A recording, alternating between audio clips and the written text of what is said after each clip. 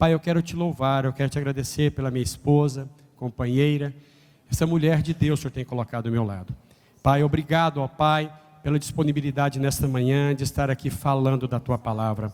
Que o Senhor, ó Pai, realmente traga à mente dela tudo aquilo que ela estudou, preparou, e tudo aquilo que o Senhor quer falar conosco, ó Pai. Que o Senhor tenha liberdade nesta manhã a falar sobre as nossas vidas, ó Pai. Entregamos a vida dela em Tuas mãos, em nome de Jesus. Amém. Amém. A graça e a paz, amados. Amém. Nessa manhã tão gostosa, né? Fresquinha, graças a Deus, Deus mandou uma chuvinha seródia, gostosa, né? E trouxe refrigério para o tempo, né? Para o ambiente, mas também traz um refrigério para a nossa alma, não é verdade? Então, glória a Deus, porque Deus detém o controle de todas as coisas, e está na mão dEle esse ministrar dessa bênção que é esse tempo gostoso para nós estarmos desfrutando na presença do Senhor. Bom, como disse o Roberto, esse trimestre nós vamos estar analisando, né, estudando. Eu até diria que o título é A Família Cristã no Mundo Contemporâneo. Eu até acrescentaria os desafios da família cristã no mundo contemporâneo.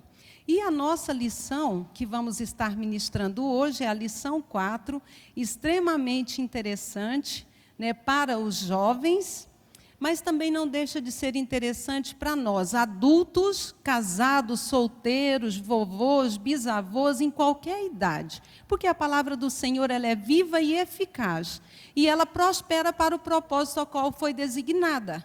Então, nós que já dissemos o sim, nós vamos aprender para ensinar às gerações futuras em Deus como dizer o sim, né? O que antecede o sim? Então, pais que têm filhos adolescentes, futuros papais aí, as barriguinhas da vida, né? Já comecem a se preparar, a orar pelos futuros cônjuges que vão estar nascendo agora também para serem casais no futuro com os filhos de vocês. E nessa manhã, então, a lição 4 é antes de dizer sim. E a lição que vem vai ser maravilhosa, depois de dizer sim, que é um desafio maior ainda, né? E os objetivos desta lição é oferecer a todos nós, a igreja, a oportunidade de discutir o assunto chamado casamento, que há tempos tem assolado a humanidade, como também o mundo cristão.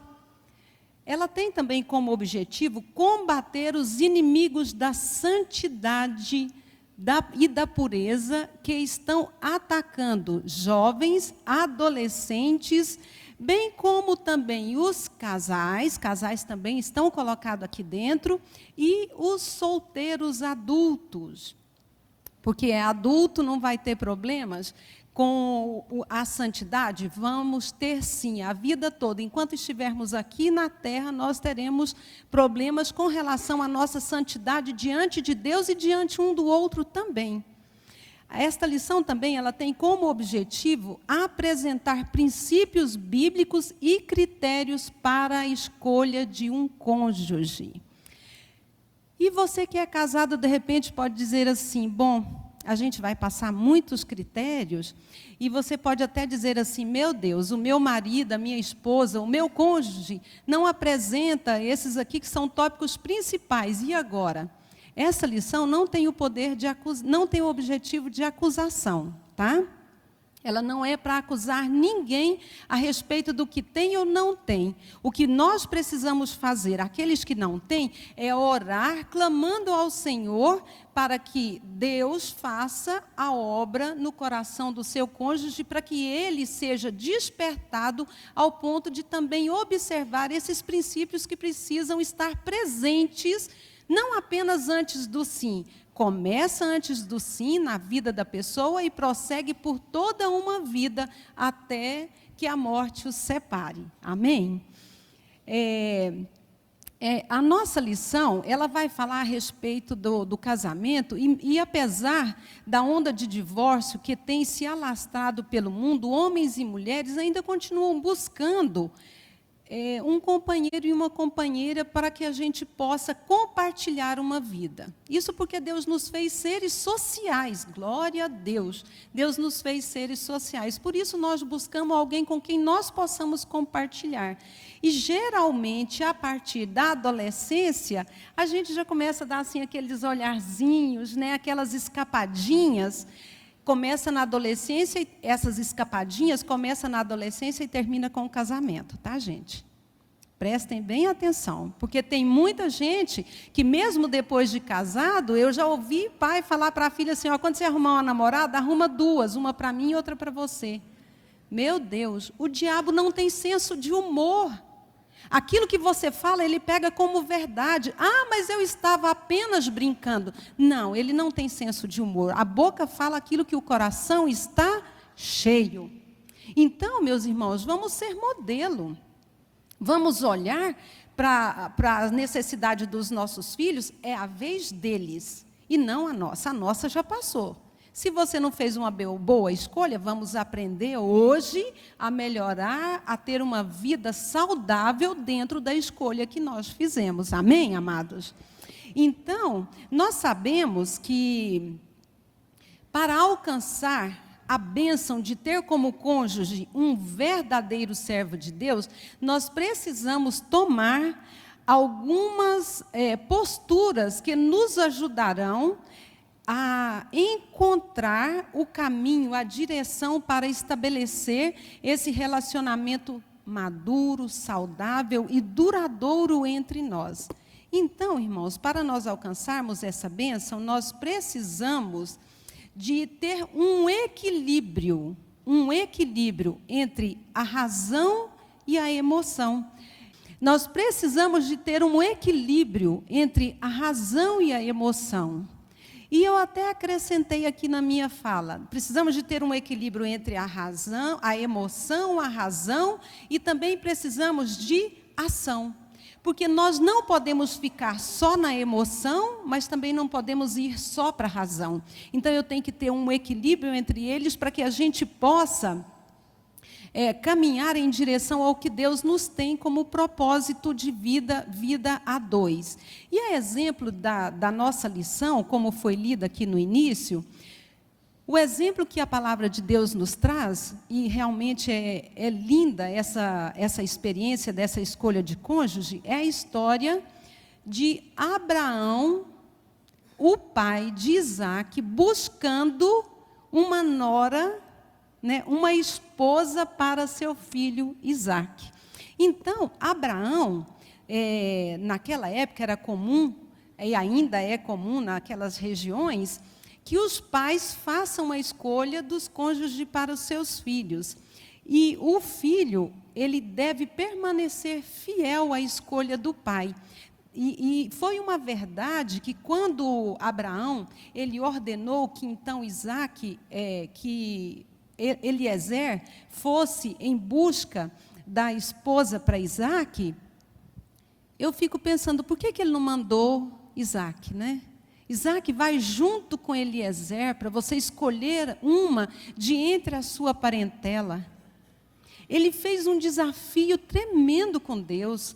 Ele tinha uma promessa para ser cumprida e ele esperava que aquela promessa se cumprisse de fato. Ele esperava que não fosse apenas uma promessa que ficou no passado, de que ele seria pai de uma grande nação. E como ele só tinha Isaac como filho, então ele falou, eu estou preocupado com a idade do meu filho.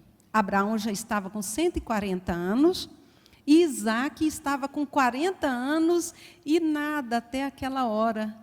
Meu Deus, e não se achava entre eles uma mulher que lhe pudesse ser por esposa, que pudesse cumprir, ser a geradora da descendência dele. Então, ele se preocupou em falar, olha, eu vou mandar alguém até a minha terra.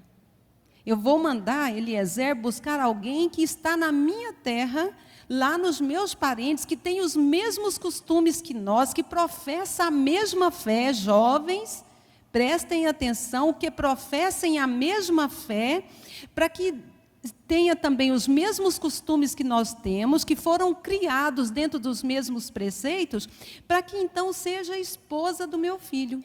E ele confiou ao Senhor essa função que foi designada a seu servo Eliezer. E ele falou: Eliezer, você vai, e o anjo vai à sua frente, e ele vai preparar aquela que você vai trazer como esposa para o meu filho.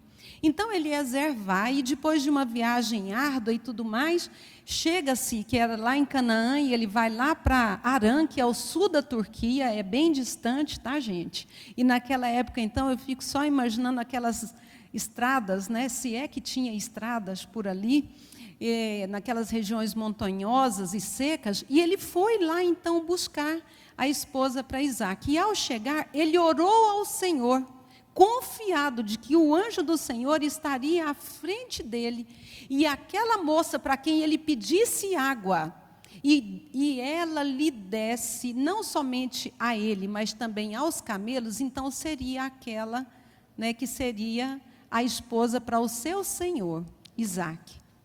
E é uma história, gente, eu acho que na Bíblia, história de amor é a mais linda. Então lá vem Rebeca, né, naquele horário de sol escaldante, desce com o seu cântaro, desce até a fonte, pega a água, e quando ela está subindo, Eliezer diz: dá-me de beber a água do seu cântaro. E ela então conversa com ele, ele explica o que acontece, ela oferece água para os camelos, e Rebeca já ofereceu para ele: vamos para casa. Ela entendeu o propósito de Eliezer. E aí, então, nós vemos o poder das escolhas. Rebeca, ela poderia ter entrado dentro do propósito ou ter rejeitado. Estava na mão dela. Assim como também estava na mão de Isaque, receber ela como esposa ou não receber. E a palavra do Senhor diz que quando ele estava no campo orando, quando de longe ele viu que vinha a comitiva, e ele foi ao encontro. E então Rebeca pergunta: quem é ele? Quem é aquele que vem ao nosso encontro? Aí Eliezer diz: é o meu Senhor. Ela se cobre, porque a mulher lá ainda, né, se cobre diante dos homens. Ela se cobriu, e ali ela foi dada em casamento a Isaque. E a palavra de Deus diz que Isaque a amou. Ele, tomando-a da mão de Eliezer, ele a amou. Então nós podemos ver o que é confiar ao Senhor o poder da escolha. Ele confiava que Deus ia dirigir a vida de Eliezer e que ele traria, e ele dependia unicamente da ação de Deus. Então, nós podemos ver que as escolhas, elas são fundamentais. E nós precisamos ter uma atenção toda especial como pais. Filhos, prestem atenção. A escolha de um cônjuge é assunto sério e requer muita oração. E nós, como pais e filhos, nós devemos orar juntos, buscando a direção e a aprovação de Deus, para que nós possamos encontrar jovens cristãos que se tornem cônjuges realmente consagrados ao Senhor. Quando nós falamos dessa busca, nós não estamos falando de uma busca como hoje é estabelecida. Como hoje as pessoas falam assim: eu vou fazer um curso na faculdade, eu vou escolher um curso da faculdade, e se não der certo, então eu troco de opção. Casamento não é dessa forma. Quando nós fomos nos casar, eu e Roberto tínhamos apenas 19 anos de idade. Meu Deus, que loucura, né? Mas era verdade naquela época, 19 anos, vamos nos casar, né? 2 inocentes, meu Deus do céu. Aí minha sogra chegou e falou assim: senta aqui vocês dois.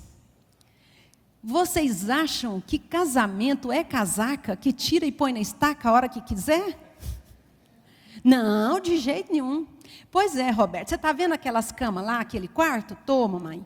Tem 3 camas, não tem? Tem. Pois é, a partir do momento que você se casar, aquela cama não é mais sua, não. Acabou.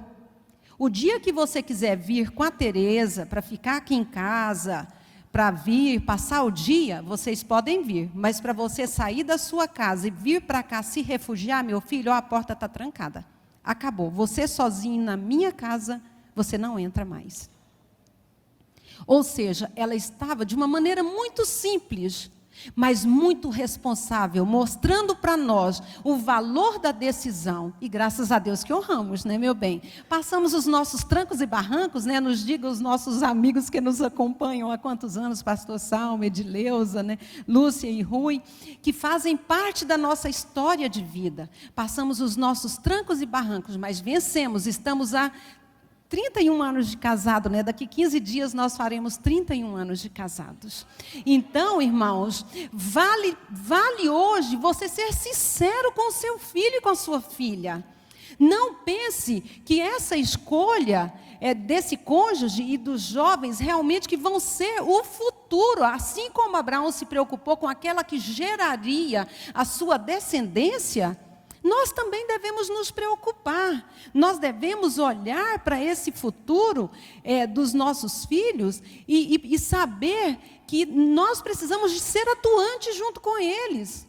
Não é, meu filho está com problema, vem, a casa da mamãe é a casa da mamãe. Não, você foi homem para dizer sim, lá diante de todo mundo, então não seja covarde, não fuja. Não fuja da sua responsabilidade. A sua responsabilidade foi de dizer sim, de manter um lar. Então, vá manter o seu lar, custe o que custar. Entendeu, gente? Essa é uma responsabilidade nossa, de pais. E isto não significa que hoje, nos pais pós-modernos, nós devemos eleger o cônjuge para os nossos filhos. Mas é necessário nós orientá-los, a fim de que as paixões inconstantes não os precipite no caos. Nós precisamos de orientar os nossos filhos. Sabe por quê, amados? A vida, ela é feita de escolhas. As escolhas são estabelecidas hoje na nossa vida e o seu reflexo, ele vai durar, o reflexo da nossa decisão, da nossa atitude, ela vai durar por toda uma vida. E a palavra do Senhor, lá em Provérbios 15, 22, diz o seguinte: na multidão de conselhos há bom êxito, mas onde não há conselhos fracassam os projetos. Então eu preciso de aconselhar o meu filho, e o meu filho precisa ser aconselhado, ele precisa receber bons conselhos, e nada melhor do que eu e você, pais, para poder estarmos com autoridade sobre a vida dos nossos filhos. A decisão é sua, tá aqui, ó. Pense bem, a decisão é agora, as consequências é para sempre. Porque uma vez estabelecido o relacionamento de casamento, irmãos, não é para voltar atrás, não. Nós falamos casados e casados para sempre. É estabelecer o compromisso e firmar um compromisso e seguirmos nessa promessa, nesse voto que nós fizemos a Deus. Sabe, porque nós não podemos ter atitudes irrefletidas para sofrermos consequências imprevisíveis. Porque para cada atitude nós temos uma consequência. E a aliança, o casamento, ele é uma aliança estabelecida entre duas pessoas e ambas com Deus. E antes de firmarmos um compromisso definitivo, porque para nós casamento é um compromisso definitivo, nós precisamos vigiar, orar, olhar bem a situação em que nós estamos, as circunstâncias que nos cercam, para que então nós possamos estabelecer um compromisso. É preciso avaliar as responsabilidades relacionadas ao compromisso que será firmado. Você está fazendo um voto a Deus. Você sabe o que é um voto a Deus? Olha só, o que a palavra de Deus nos diz? Quando a Deus fizeres um voto, não tardes em cumpri-lo, porque Deus não se agrada de tolos. O que votares, paga-o, porque é melhor que não votes do que votes e não pagues. Eclesiastes 5, 4 e 5. Você se compromete em estabelecer essa aliança para sempre? Sim. Está tentando convencer quem? Está tentando convencer a si mesmo do sim. A palavra de Deus lá em Mateus, ele fala assim: seja o vosso procedimento, sim, sim, não, não. O que passou disso é procedência maligna. Então, irmãos, tiremos do nosso meio esse meio termo. Ou é direita ou é esquerda. Ou nós estamos com Deus ou estamos sem Deus. Ou firmamos um compromisso com Deus, ou então estamos firmando um compromisso com o vento. Quem aqui quer estabelecer um compromisso com o vento? Passa, vai embora e daqui a pouco sumiu, acabou. Eu acredito que ninguém. Nem nós pais e nem os nossos filhos. E nem queremos isso para os nossos filhos também.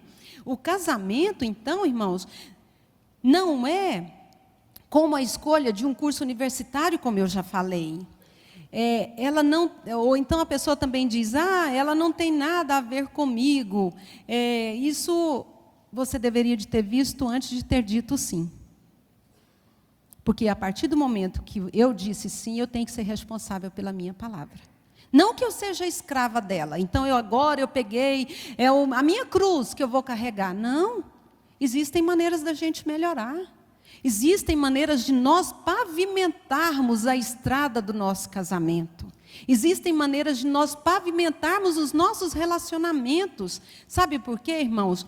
O casamento, ele exige planejamento familiar, planejamento financeiro e tantos outros planejamentos.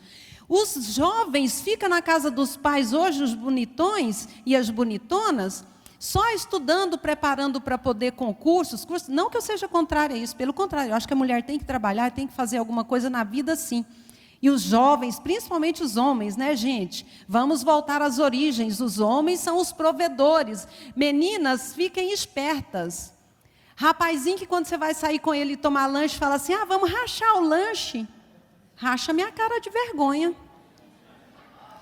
Você é homem ou é o quê? Um saco de batata, minha sogra falaria. Você é homem ou saco de batata? Porque saco de batata a gente joga na traseira do caminhão e vai embora. Agora homem não. Homem é homem. Essa nova moda da sociedade aí não pega, não. Nós podemos sim, depois de casado, nós temos uma bolsa só. E tudo quanto todas as entradas, elas fazem parte do casamento, da administração financeira do lar. Agora, o caboquinho que vai sair para tomar um lanche, rachar um sanduíche, misericórdia. Eu desconheço isso aí, gente. Não é da minha época e acredito que nem é da sua e nem você também iria querer uma coisa dessa para sua filha, né? Então, cada um paga o seu.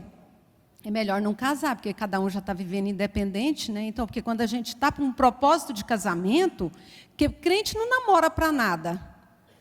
Nós temos um alvo, nós temos um objetivo. Eu não estou passando de mão em mão, eu não estou pulando de galho em galho.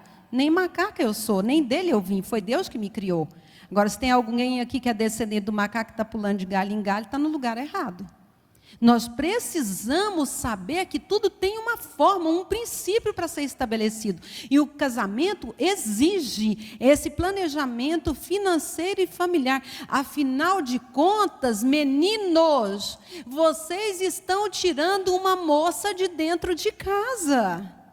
Como que vocês vão estabelecer um relacionamento para casamento e depois você fala: eu pensei assim que eu casava e eu orava e Deus ia providenciar. Deus providencia um trabalho para quem quer trabalhar. Ele providencia sabedoria para quem quer buscar administração financeira. Ele providencia meios para que você possa ser frutífero economicamente, sendo fiel a partir do dízimo. Aqui na igreja, como falou o Paulo Fernando do testemunho dele. Então, irmãos, nós precisamos aprender esses princípios, e esses princípios são estabelecidos de nós pais para os nossos filhos, porque eles pensam que casar é muito fácil. Depois a gente vê como fica, papai e mamãe ajuda. Moço, se você não dá conta de estabelecer uma produtividade econômica para manter uma casa, não entre nela. Não entre. Se você não é capaz de abastecer o carro para poder sair daqui e ir para Anápolis, não pegue o carro e vá, porque vai acabar no meio da estrada. É lógica, é lógica. Eu creio sim na provisão de Deus, eu creio que Deus faz, Deus dá. Agora, não é dessa forma também assim, de pensar que Afinal de contas, ninguém vive de brisa. Tem alguém aqui que vive de brisa? E ela é zen, ela é toda econômica, né? Tomar banho de sol já é o suficiente. Pode até ser 1, 2 dias, no terceiro, acabou. Com você eu moro até debaixo da ponte. Mentira. Mentira. Bom, se for uma ponte igual a da pousada do Rio Quente, eu vou.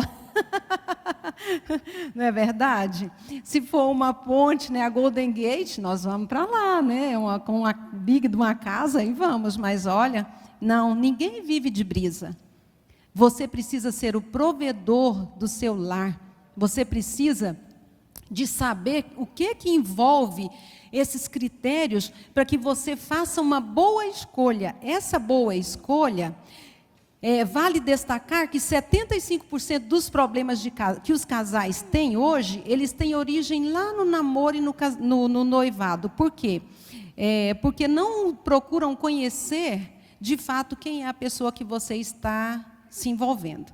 Eu tenho vergonha de perguntar a respeito de quanto ganha, de como que vai ser nossa casa. Não tenha vergonha. Se você tiver vergonha hoje, no futuro você vai chorar. Eu prefiro que você tire a vergonha e não chore. Tire a vergonha hoje para você sorrir no futuro. Então, nós precisamos de saber que nós cristãos também não estamos imunes a esses problemas relacionados, tá? Procure, você jovem, procure hoje saber com quem você está de olho. De repente você está só dando umas olhadelas. Já comece a buscar em oração para que Deus dirija esse futuro. Observe se alguns critérios, né, que nós vamos falar, algumas características, faz parte da vida dele. Porque nós precisamos de pessoas, uma das características é uma pessoa que se submete à direção divina. Ela não vai ter dificuldade em se submeter ao projeto chamado casamento, ao projeto de Deus chamado casamento. Agora, se é uma pessoa soberba, insubmissa, ela não se submete a ninguém, muito menos a Deus.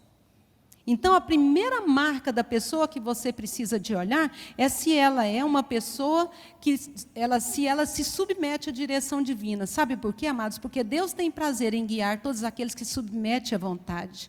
Não olhe apenas pela a aparência. A beleza tem o seu valor, sim, é claro, mas ela não é fundamental. Ela me agradou aos olhos, disse Sansão. E depois o que aconteceu com os olhos dele? Foram tirados. Então, irmãos, e ela é linda, ela é um chuchu. Daqui a pouco vira um chuchu mesmo, pica, faz picadinho e joga lá. Então, nós precisamos de saber os critérios que as pessoas com quem nós estamos de olho, se ela apresenta dentro de si essa submissão divina. Nós precisamos, outra coisa extremamente importante não use o casamento como fuga da sua casa. O jovem, a jovem, cheia de problemas em casa, vive um casamento atribulado dos pais, e ela vê uma oportunidade de casar, o primeiro que aparece, pega como opção. Eu ouço isso aí direto na igreja. Eu ouço, muita gente tem me falado isso. Então, meninas e meninos, não usem fuga, ou como fuga o casamento. Ou então também, já estou numa idade avançada, já estou igual Isaac, já estou com 40 anos. Quem aparecer agora, de maneira alguma, o lançarei fora. Olha, não é? De jeito nenhum. Vinde a mim todos que estão cansados. Não, longe de mim. O critério continua o mesmo. Se submete à direção divina, é um cristão? Nós vamos analisar. Cristão, gente, crente até o diabo é. Crente até o diabo é. Crê em Deus. Crê que estremece, mas não obedece. Então, a palavra crente, eu boto um ponto de interrogação aí. Agora, cristão quer dizer seguidor de Cristo. Aí, com esse, a gente já dá uma afinada melhor, né? O segundo ponto seria a bênção dos pais. Os pais, sendo as pessoas experientes, né, o que se espera de bons pais, né, de modo geral, a nossa vida, o nosso lar, o nosso casamento, ele deve ser modelo para os nossos filhos. Sabe por quê? Porque assim nós estaremos habilitados a aconselhá-los. E aí, então, nós poderemos utilizar as palavras de bênção que nós liberamos para eles na hora do casamento. Eles não vão expressar apenas um sentimento. Não é apenas um ritual, aquilo que o pastor diz. Os noivos ajoelhem-se, por favor, coloquem as mãos sobre o altar. Pais, por favor, cheguem próximo, imponham as mãos. Padrinhos, igreja, estendam as mãos. Aquela hora que os pais vão ali para abençoar os filhos, não é apenas um ritual, gente. Nunca foi, nunca vai ser. Aprenda o valor de cada ação que você faz na vida. Essas palavras que nós falamos na hora do casamento, elas são palavras de Deus para a nossa vida. Elas não representam um rito qualquer. Pelo contrário, elas representam uma oração. Elas representam uma oração que ecoa a promessa de Deus, abençoando a união dos nossos filhos. É nós liberando os nossos filhos para crescerem. Crescer e multiplicar, meus filhos. A partir de agora vocês vão poder. Até então, não. Mas a partir de agora nós liberamos vocês para a vida adulta, a vida de casal, uma vida onde vocês vão poder desfrutar do melhor diante de Deus. Então, esse é um momento e um dos critérios que nós também precisamos avaliar. Pais, abençoe os seus filhos. Agora, nós não somos obrigados a abençoar apenas porque eles escolheram. Nós vamos orientá-los, nós vamos orar junto. E se de tudo você não concordar com a união, você diz: filho, eu não concordo, mas eu aceito a sua opção. É você que está escolhendo. Eu não posso negar, eu o abençoo, mas sabendo que eu não concordo pelo fato de que não está dentro dos princípios o qual nós ensinamos e cremos. Então, irmãos, o terceiro critério é a presença das marcas de Cristo em nós. Essa presença da marca de Cristo em nós, ela deve estar no nosso caráter. Ou seja, eu falo aquilo que vivo, eu vivo aquilo que falo. Em nós não pode ter variação de postura alguma. Sabe por quê? A pessoa com quem você vai orar, ela deverá ser, primeiro passo, convertida, ela deverá ter uma vida consagrada a Deus, ela deve ser uma pessoa perseverante e não inconstante, meninos. Hoje vamos fazer isso, amanhã vamos fazer aquilo. Bom, escolhe o que você quer. Nós estamos ou não estamos no projeto de casamento? Não, vamos adiar um pouco mais. Nós vamos casar o ano que vem passa para outro, o ano que vem passa para o outro. Já tem 9 anos que ela está esperando. Irmão, cadê pai? Dá um checkmate lá. Dá um checkmate. Ou vai, ou acabou. Não tem isso de ficar tanto tempo. Nós precisamos de ser constante. Permanecer firme no propósito. Nós precisamos buscar a santificação e não a satisfação. Santificação é separado. Separado. Santificação é aquela palavra que a palavra do Senhor nos diz: sem santidade ninguém verá o Senhor. E você com certeza não quer casar com uma pessoa que não seja santa. Eu tenho certeza disso. Eu tenho, porque o que nós ouvimos de sofrimento de pessoas que não têm santidade, nem busca santidade, busca apenas satisfação, é uma tristeza. Nosso coração dói, fica partido, por quê? Porque poucas pessoas buscam a santificação. E nós precisamos buscar a santificação na nossa vida, no nosso dia a dia, a começar da nossa juventude, passando pelo nosso namoro, noivado, casamento, pela nossa vida adulta, pela nossa vida já senil. Nós precisamos buscar a santidade, porque sem ela nenhum de nós vamos ver o Senhor. Nós precisamos nos manter firme, mesmo diante das dificuldades. A pessoa firme e constante é aquela pessoa que, independente da circunstância, nós permanecemos firmes. Se vai bem, glória a Deus. Se não vai bem, glória a Deus também. Lázaro não canta? Vai passando pela luta, dando glória a Deus. Ou seja, reconhecendo, Deus está comigo. No momento da bonança, glória a Deus. No momento da dificuldade, glória a Deus também. Eu não posso fazer barganha com Deus. Deus não faz barganha com ninguém. Então, jovens, não pense que vai tudo bem, então, mar de rosa, por isso eu amo o meu Senhor. E a hora da dificuldade, você vai pegar e jogar pedra na cruz? Não.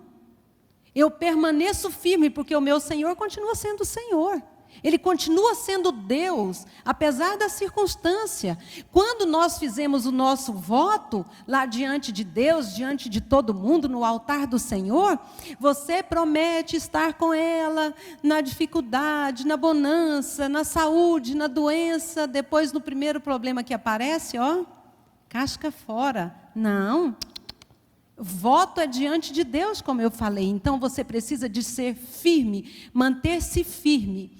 A palavra do Senhor, eu já falei lá em Provérbios 15, 22, nós devemos orar a Deus pedindo auxílio e buscar também conselho, bons conselhos, bons orientadores, tá? Porque existem bons orientadores e maus orientadores. O ideal é que procure uma pessoa que seja de Deus, uma pessoa que viva a presença de Deus, e não que fale de Deus, mas que viva Deus em sua vida. E aí eu pergunto para todos nós, quais os critérios você tem estabelecido em suas escolhas na vida relacional? Isso é para mim casada e é para você solteiro também. Eu já escolhi. Continuo dentro desses critérios, avaliando eles, buscando uns mais que os outros. Agora, vocês estão para estabelecer essa aliança, então prestem atenção.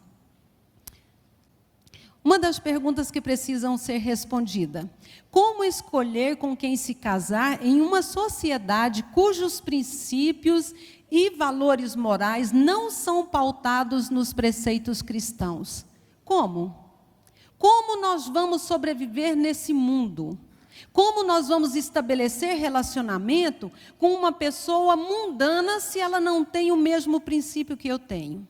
Se o princípio que eu tenho é da santidade e a pessoa diz, não, eu não preciso ser santa. O meu namorado, sabe, pastora, ele não é crente, então se eu não tiver relação sexual com ele, ele vai me largar e vai buscar outra. Pois vai embora, porque a infidelidade começa agora. Pode ir embora.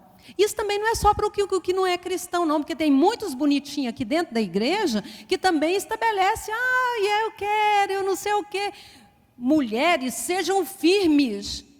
Homens, sejam homens, mantenha a sua palavra. Não é não, santidade é o Senhor. O que passar disso é procedência maligna.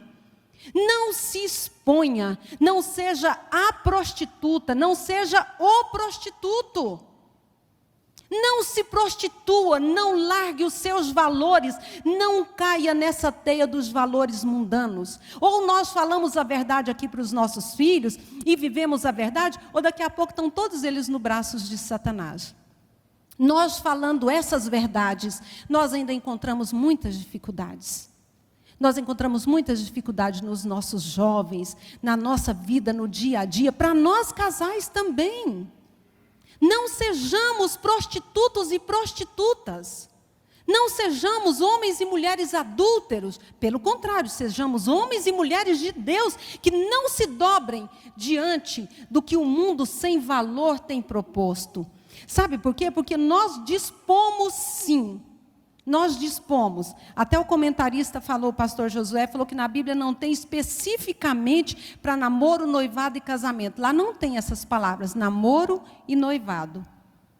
Mas tem princípios, e eu gosto muito, eu leio muito, e eu vou te dizer, eu falo o contrário. Nós dispomos sim de orientações bíblicas relacionadas a namoro, a noivado e casamento. E é através da leitura da palavra de Deus que nós vamos encontrar orientações relacionadas à escolha dos nossos cônjuges. É através da leitura da palavra de Deus. Não é através da leitura de horóscopos, não é através de cartomante, não é através de de numerologia, de astrologia. Não, não é. Nós vamos encontrar os princípios na palavra de Deus. As pessoas que estão namorando e noivos, elas não são casadas, logo não podem agir como se fossem, tá? Namoro, quem está namorando e é noivado, não é casado, tá? Eu escolhi esperar, ótimo, eu concordo. Agora que não seja isso apenas um nome a um encontro. E que não seja também de fachada, tá? Porque tem muita gente, muitos bonitinhos, que tem só a fachada. É santinha de pau oco. Não tem nada por dentro. E aqui nós estamos falando a verdade porque queremos a verdade. Buscamos a santidade a começar do púlpito até a porta de entrada da igreja. Não tem diferença de nós pastores para quem serve lá na entrada da igreja. A santidade diante do Senhor é a mesma e a responsabilidade é a mesma. Escolha a santidade, escolha esperar. O que vem a ser então o jugo desigual? Quando Paulo fala sobre o jugo desigual, ele não está falando a respeito de casamentos interraciais, casamento de classes econômicas, classes sociais, embora tudo tenha a sua diferença e precisa ser analisado assim, mas Paulo ele está dizendo que ele está caracterizando esse jugo desigual como o não nivelamento, sobretudo da fé e do amor. Ou seja, eu preciso me casar com quem fala a mesma língua que eu falo, espiritualmente falando. Porque quando eu tiver os meus filhos, vamos lá, o meu casamento eu quero que seja aqui na igreja. Não, o meu casamento tem que ser lá em tal lugar, tem que ter pacto de sangue, tem que ter aquilo. E aí, irmã, você vai se expor a isso, irmão? Você está confiado em quem? Não faça aliança com outros povos. Deus já falou lá atrás. Deus já deu esse exemplo. Nós já vivemos esse exemplo na Bíblia. E na Bíblia não oculta nada, nenhum erro, para que eu e você também não nos percamos dentro da nossa caminhada de fé cristã. Então, irmãos, nós precisamos de ter esse nivelamento de fé e de amor. Amor também, gente. Sabe por quê? O fato da pessoa professar o exercício de uma mesma fé, por si só, não habilita ninguém a estabelecer uma relação afetiva que seja duradoura, que vá por toda uma existência. Sabe por quê? Porque não é só fé e nem só amor, é os dois que caminham juntos. E eu ainda acrescento uma terceira pessoa. Juntos, o amor, a fé e a esperança pavimentam os verdadeiros relacionamentos. Os verdadeiros relacionamentos, eles são pavimentados pela fé, o amor e a esperança. O negócio não é de qualquer jeito, não, irmão. Para ficar bonito assim, para ter 31 anos de casado, e para ter mais, eu creio que aqui nós temos mais pessoas que tenham mais 50 anos, como a irmã Aparecida e o irmão Adil Flores Belo, ou até talvez mais do que isso. Outro dia nós fizemos bodas de diamante, 60 anos de casado, da mãe do Granville, a irmã Avani e o senhor Granville. Que coisa linda! Para pavimentar esse relacionamento em direção ao céu, não é de qualquer jeito, não. É abnegação mesmo. Se não ceder, não tem como viver. Tem hora que aqueles raminhos ali, bonitinho, lindo, tem hora que eles estão pegando fogo, irmão. E a gente tem que pegar o extintor da graça de Deus e lançar o pó químico da oração. Apaga o fogo. Jesus, teu sangue tem poder. Senão a gente não dá conta dessa escada aí, não. Em direção ao céu, não. Agora, se você fizer o contrário, é facinho. Para baixo é facinho, para baixo todo santo ajuda, não é assim que diz o ditado? Então, irmãos, nós precisamos de saber que o nosso relacionamento ele tem que ser pavimentado pela fé, pelo amor e pela esperança. E é juntos, unidos em oração, que nós vamos prosseguir. Sabe por quê? Entre nós, estabelecer esse relacionamento é mais fácil. Agora, para os jovens, eles ainda estão entre o amor e a paixão. Amor, a pastora Elza de Almeida canta assim: o amor é um sentimento tão profundo que alguém possa expressar ao outrem. O amor é a chama que arde sem se ver, que inunda o meu ser. O amor é uma bênção. O amor, o amor, o amor. É verdade. Ele ecoa em nós como algo muito gostoso, mas o desamor ecoa pior. Por isso, nós não podemos estabelecer relacionamento firmado na paixão, porque a paixão ela é louca, ela vem avassaladora, ela vem assim, derrubando tudo, ela traz uma síndrome de possessão do indivíduo que a nutre. Eu não posso deixar com que o meu filho, a minha filha, eu preciso de abrir os olhos, eu não posso estabelecer um relacionamento firmado na paixão. Sabe por quê? Daqui a pouco a gente vai perguntar, mas gente, cadê as juras de amor? Tem aqui, ó, tem uma semana que vocês se casaram, tem 4 meses, tem 10 meses só. Cadê o que vocês falaram aqui no altar? Acabou. Não tem mais. Como não tem?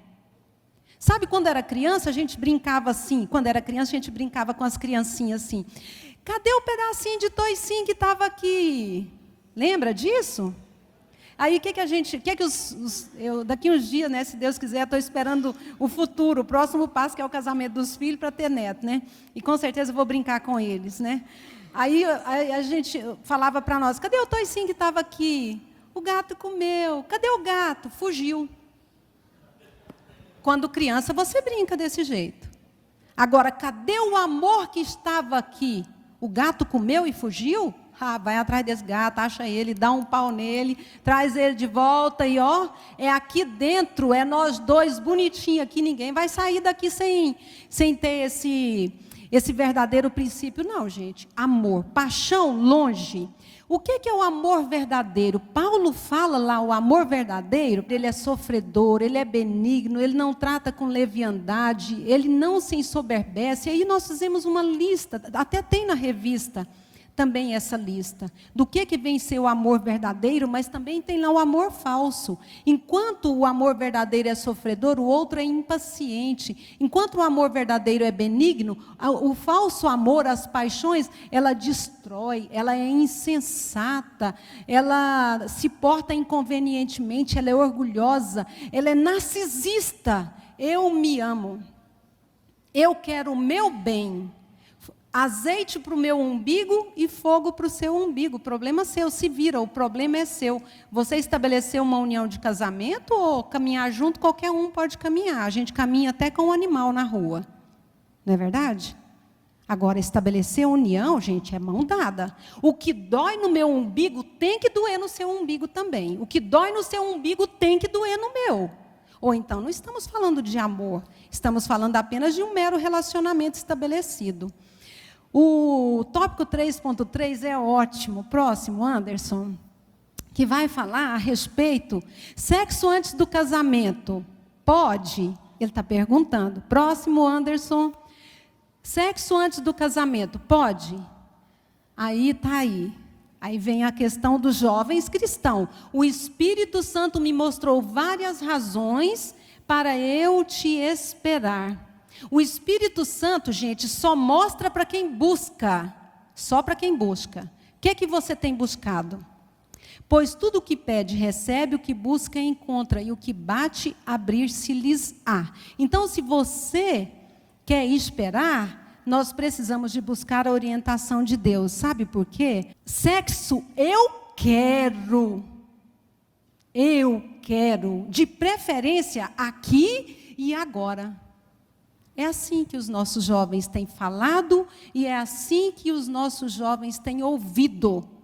A sua filha pode estar falando isso e o seu filho pode estar ouvindo isso. Ou o contrário, o seu filho pode estar ouvindo e a sua filha o seu filho pode estar falando e a sua filha pode estar ouvindo.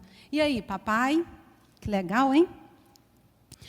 Saibam-se todos, sexo antes do casamento é pecado. Isso vale tanto para adolescentes, jovens e principalmente adultos solteiros que já tenham tido vida sexual ativa, que não faz diferença. Santidade, ela é uma só. Agora, como fugir desta prática então? Como fugir dessa prática? A palavra de Deus diz: como purificará o jovem o seu caminho? Salmo 119, gente, que coisa linda. Olha, só perde quem não lê a palavra de Deus.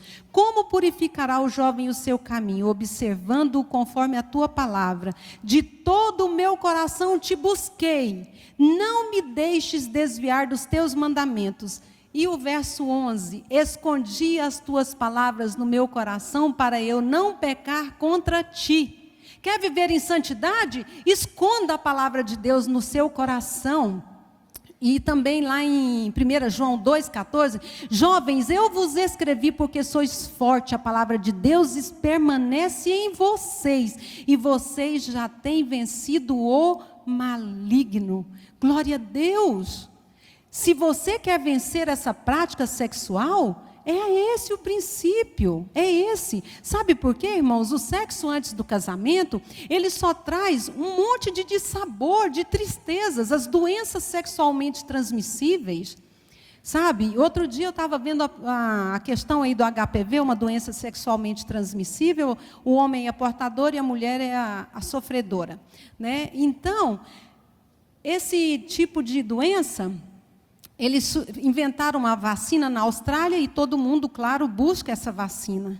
E essa vacina, meus irmãos, meus lindos irmãos que têm filhas, a vacina é administrada para meninas a partir de 11 anos de idade. Já pensou a sua filhinha linda a partir de 11 anos, preparando ela para ter uma vida sexual ativa? Deus inventou o sexo seguro e chamou o casamento.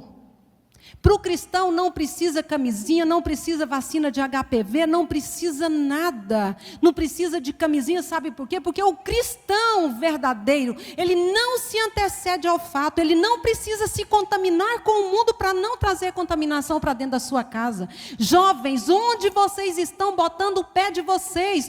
Por onde vocês têm andado? Onde vocês têm estacionado o carro de vocês? Onde vocês têm parado a fé de vocês? Acordem, nós precisamos estar atentos. Próximo tópico, ficar é uma atitude correta? Uma das marcas do cristão é a capacidade de traduzir as suas palavras em ações. Jesus falou, seja o vosso procedimento, sim, sim, não, não. O que passar disso é procedência maligna. O cristão não fica, ele se une. A palavra de Deus em Gênesis 2:24 diz: por esta razão deixará o homem a sua casa e unir-se-á à sua mulher, tornando os dois uma só carne.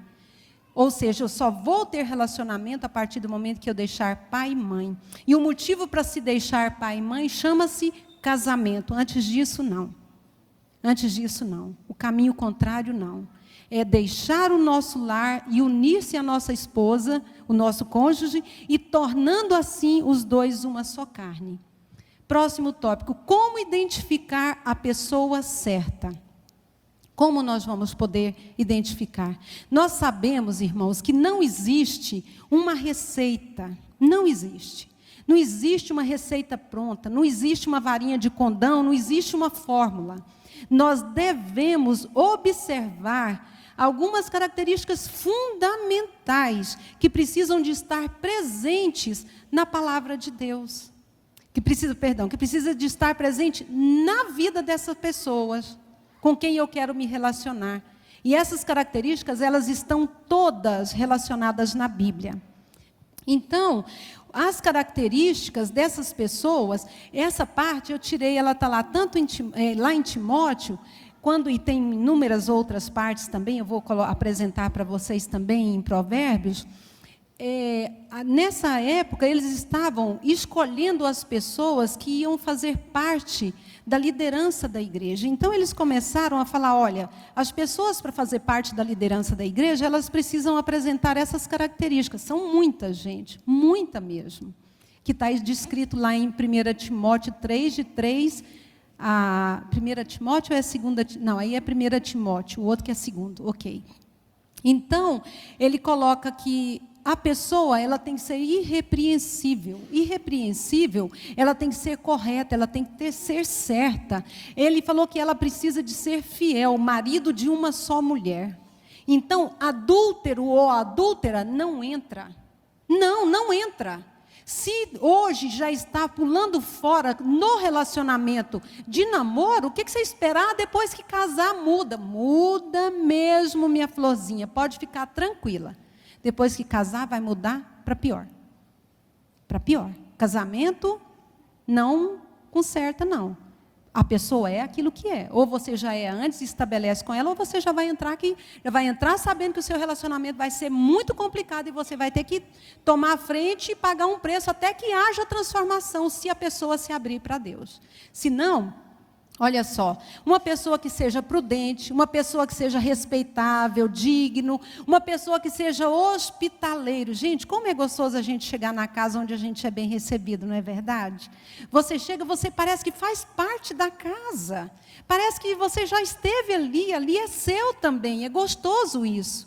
O contrário daquela pessoa que abre a casa, abre a porta e fecha a cara. Aí você já tem aquela barreira do tamanho do mundo. Então, aprenda a observar se essa pessoa é hospitaleira. Ela não deve ser apegada ao vinho, tá? Aliás, eu gosto do que não seja nada. Com relação à bebida, eu sou radical. Bebida é 0. Porque se eu tomo hoje, eu tomo amanhã, daqui a pouco, eu sei porque eu atendo aqui, e atendo em todos os lugares e converso com as pessoas, e as pessoas dizem não ser capaz hoje de largar um copo de vinho, de cerveja, de uísque, de qualquer outra coisa, sei lá os nomes que existem por aí, porque já se acostumou àquele vício.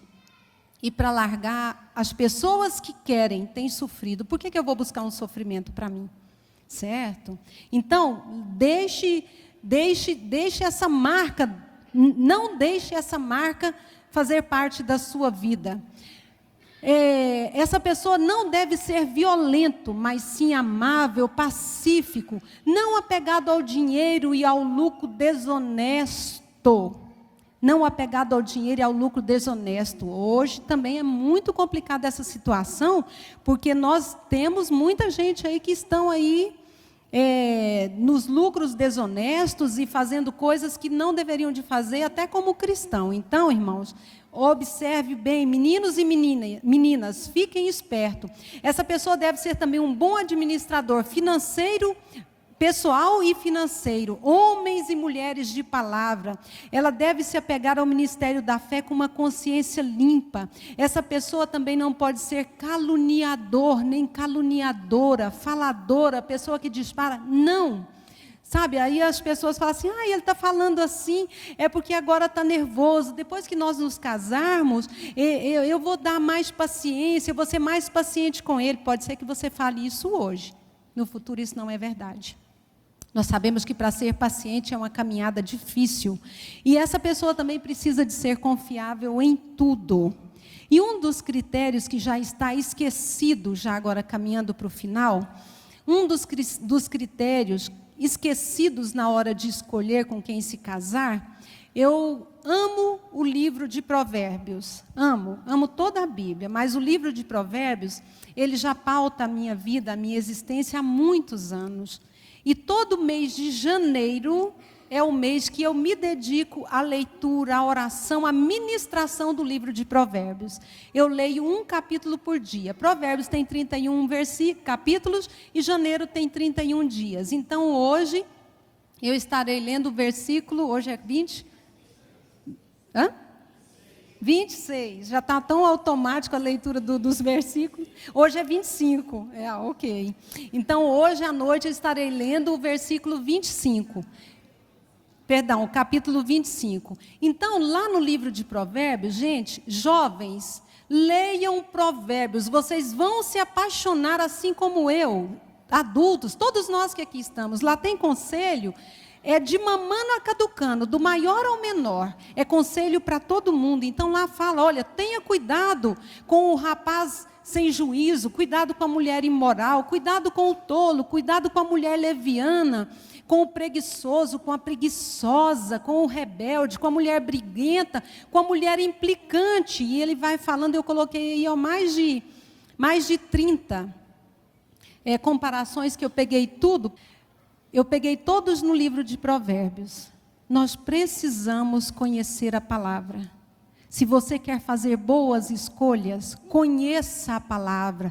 Pais, leiam juntos com seus filhos o livro de Provérbios. Vocês vão ver que coisa maravilhosa. Olha só, o que já agora na conclusão, os verdadeiros fundamentos para formar uma família. Olha só, o que diz? Você quer mostrar amor e consideração por alguém? Responda sempre a verdade com delicadeza. Cuide primeiro dos seus negócios, defina sua situação financeira e depois comece a construir sua casa e formar sua família. Isso não é verso não, gente. Não é verso de amor, isso não é provérbio popular, não. Isso está escrito em Provérbios 24, 26 e 27. Está escrito lá em Provérbios. Dessa forma que eu tirei da minha Bíblia aqui, ó. Eu coloquei aí para vocês. Querem mais, gente? Se vocês quiserem mais, leiam o livro de Provérbios e vocês vão ficar expertos no assunto. Vocês vão poder se deliciar em ver o que Deus tem para mim e para você, para o jovem, para o velho, para o adulto, em todas as circunstâncias. Próximo.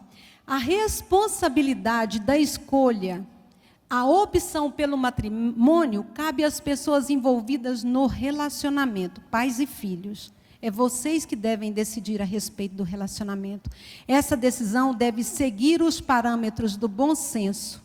As pessoas devem ser maduras emocionalmente, comprometidas com a palavra de Deus, evitando assim os arrependimentos e o fim do relacionamento conjugal. Observe os princípios bíblicos, ore, busque bons conselhos, pois só com a graça de Deus nós chegaremos no altar e permaneceremos firmes para sempre. Espere, ore e vigie antes de dizer o sim.